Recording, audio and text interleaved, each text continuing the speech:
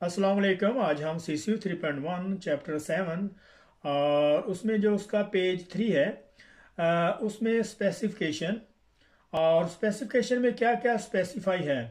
अगर किसी एप्लीकेशन को एक्सेप्ट या रिजेक्ट करते हैं तो वो कौन सी वैल्यूज़ हैं जिनको देखते हुए हम उसे एक्सेप्ट या रिजेक्ट करते हैं।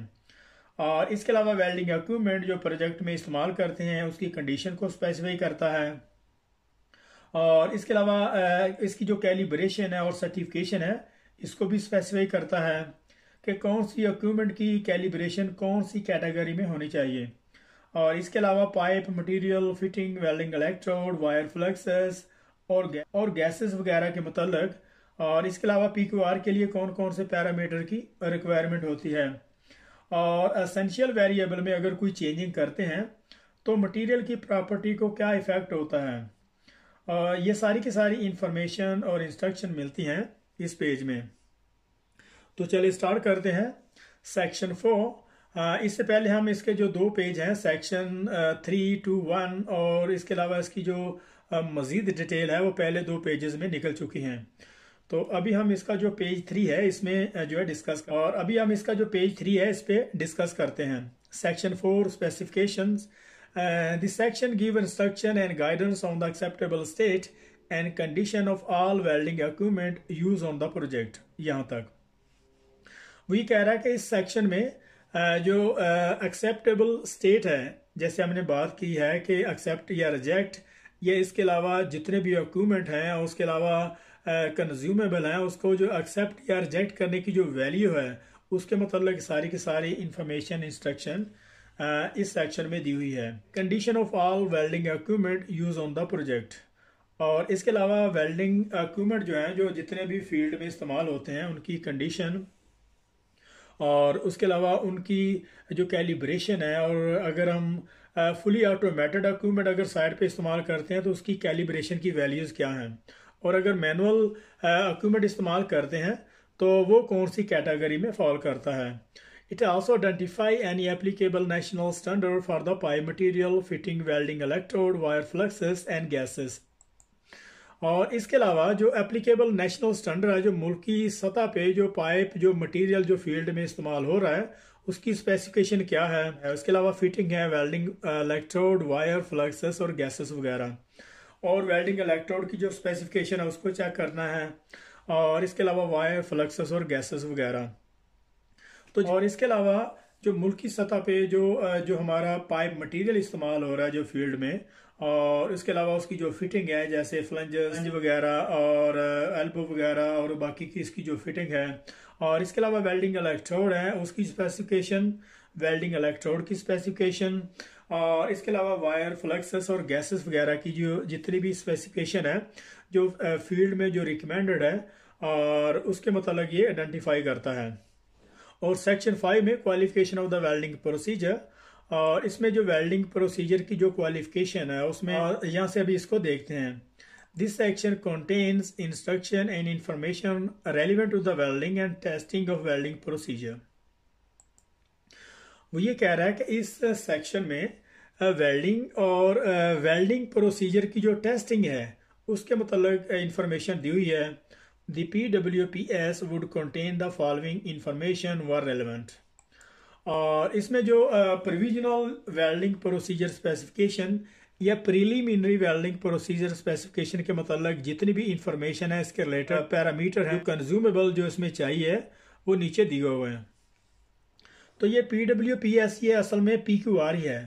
और इसमें क्या क्या चीज़ रिक्वायरमेंट होती है वेल्डिंग प्रोसेस है सबसे पहले नंबर ए में। तो उसके अलावा base material composition and grade. और नंबर 1 में है वेल्डिंग प्रोसेस और नंबर 2 में है base material composition and grade.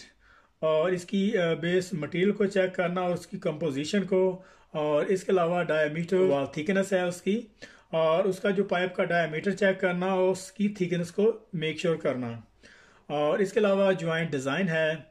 तो इसमें वेल्डिंग प्रोसेस है वेल्डिंग प्रोसेस को चेक करना कि वेल्डिंग प्रोसेस कौन सा इस्तेमाल हो रहा है। इसके अलावा दी वेल्डिंग पोजीशन है वेल्डिंग पोजीशन को चेक करना। और उसके बाद डायरेक्शन ऑफ द वेल्डिंग तो वेल्डिंग की डायरेक्शन को चेक करना। Time between weld passes if applicable. Inter on and post cleaning और ड्यूरिंग वेल्डिंग उसकी जो इंटर क्लीनिंग है उसके बाद कंप्लीट होने के बाद उसकी जो पोस्ट क्लीनिंग है उसको चेक करना, और pre and post well heat treatment if applicable. और ड्यूरिंग और बिफोर वेल्डिंग करने से पहले उसकी जो प्री हीटिंग है उसकी मटेरियल की करैक्टरिस्टिक के हिसाब से, अगर उसमें अलाई मेटल है तो उसकी जो डेफिनेटली अबव टू 100 सेंटीग्रेड उसका जो प्री हीट होगा। और उसके बाद कंप्लीट करने के बाद उसकी जो पोस्ट वेल्ड हीट ट्रीटमेंट है उसको जो है वो चेक करना कि शील्डिंग गैस का जो फ्लो रेट है वो बहुत ज़्यादा मैटर करता है मेटल की टफनेस और हार्डनेस पे, इसको चेक करना।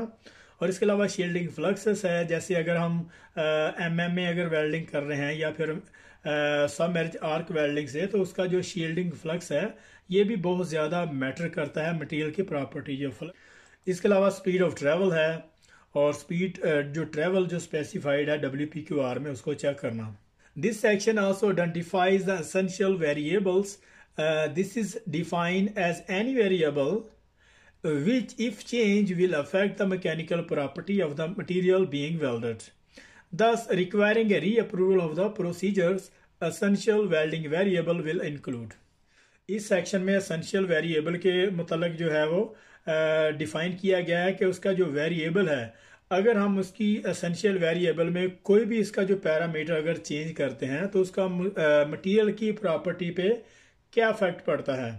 Thus requiring a reapproval of the procedure essential welding variable will include। वो ये कह रहा है कि अगर एसेंशियल वेरिएबल में अगर कोई चेंजिंग आती है तो उसका मटेरियल की प्रॉपर्टी पे, वेल्डर मटेरियल की प्रॉपर्टी पे क्या इफेक्ट पड़ता है। और अगर उसमें कोई चेंजिंग करते हैं तो उसके लिए जो एक नए PQR यानी कि requiring approval of the procedure, एक नए PQR की ज़रूरत होगी। तो एसेंशियल वेल्डिंग वेरिएबल इंक्लूड, तो उसमें एसेंशियल वेरिएबल नीचे जो दिए हुए हैं इसमें अगर कुछ भी चेंजिंग आती है तो नए PQR की ज़रूरत पड़ती है। तो नंबर एक में वेल्डिंग प्रोसेस और मेथड एप्लीकेशन। और अगर हम कोई भी दूसरा वेल्डिंग प्रोसेस इस्तेमाल करते हैं तो उसके लिए नए PQR की ज़रूरत होगी। उसके अलावा नंबर 2 में है बेस मटेरियल है, अगर हम बेस मटेरियल को चेंज कर देते हैं तो भी WPQR की ज़रूरत होगी। सी में a major change in joint design, अगर हम ज्वाइंट की जो कन्फिग्रेशन है उसी को चेंज कर देते हैं, जैसे J है U है उसको V कन्फिग्रेशन में ले आते हैं तो तब भी जो है नए PQR की ज़रूरत होगी।